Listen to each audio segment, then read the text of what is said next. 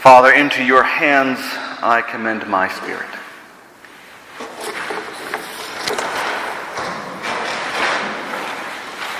These are the last words of Jesus in Luke's gospel before he dies on the cross.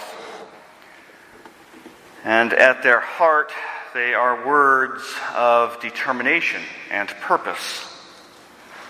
Jesus knew that he was going to die. In Luke's gospel, Jesus sets his face towards Jerusalem a while back and has as his sole purpose making it to these last words, this last moment before he breathes his last.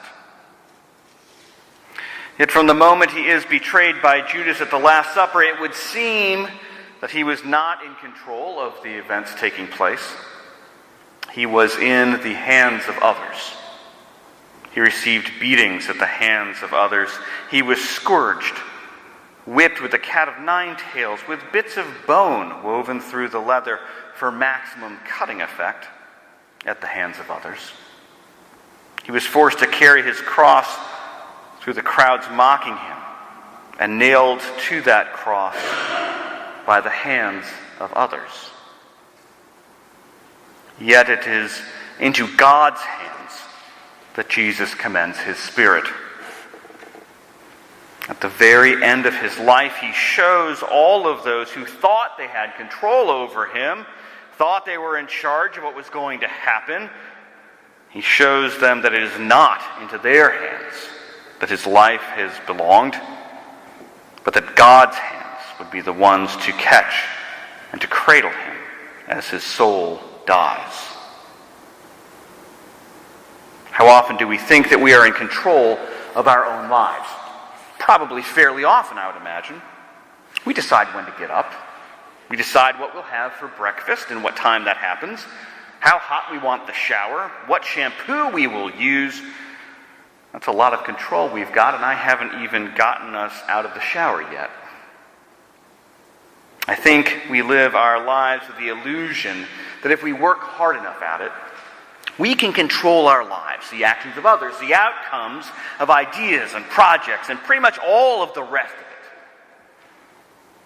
it. Notice I said the illusion. All of us have had a moment when all of our managing of a situation, all of the control we thought we had, vanishes in an instant. We throw up our hands and realize that we are not in control. Or certainly not to the extent we had thought just the moment before. In those moments, we are forced to confront the fact that all we can do is put this moment, this situation, this drastically veered off-course plan into God's hands. In short, God has us right where God wants us to be.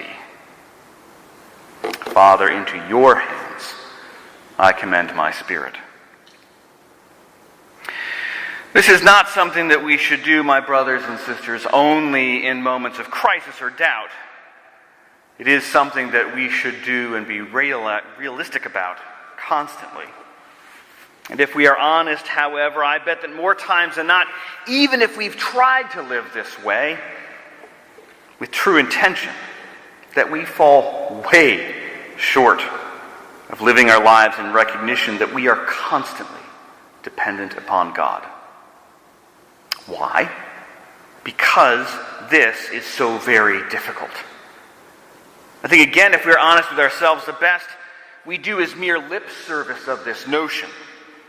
We are really just left grasping for all the control we can possibly get and hoping that God, in God's wisdom and great mercy and love for us, will fill in the remaining gaps with maybe the things that hopefully make us happy or things that help us maintain the illusion that we are actually in control of anything at all, ever.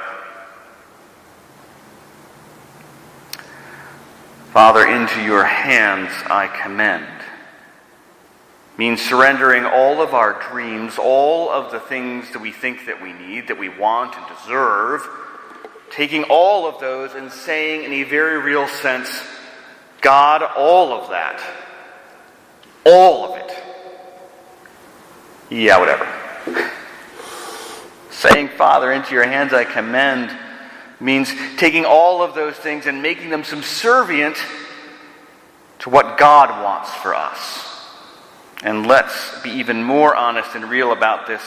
Sometimes that is not what we think we want or know in our hearts that we think is best for us.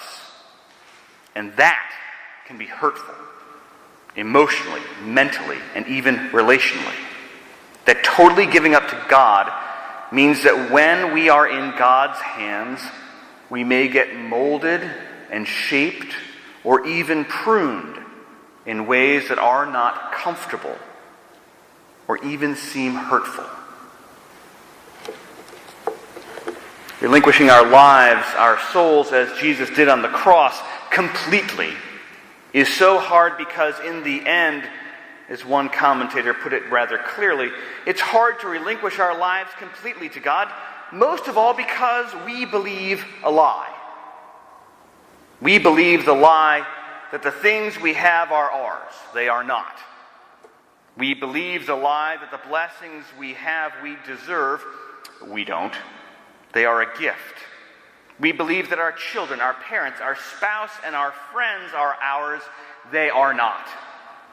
They are gifts on loan from God. And we better be thankful for those blessings and faithful in how we care for those gifts every day. Each person we love is a child and is His creation, trusted to us. We believe that the life we have is ours. It is not. It is God that gives us breath, and He can take it away at a moment's notice.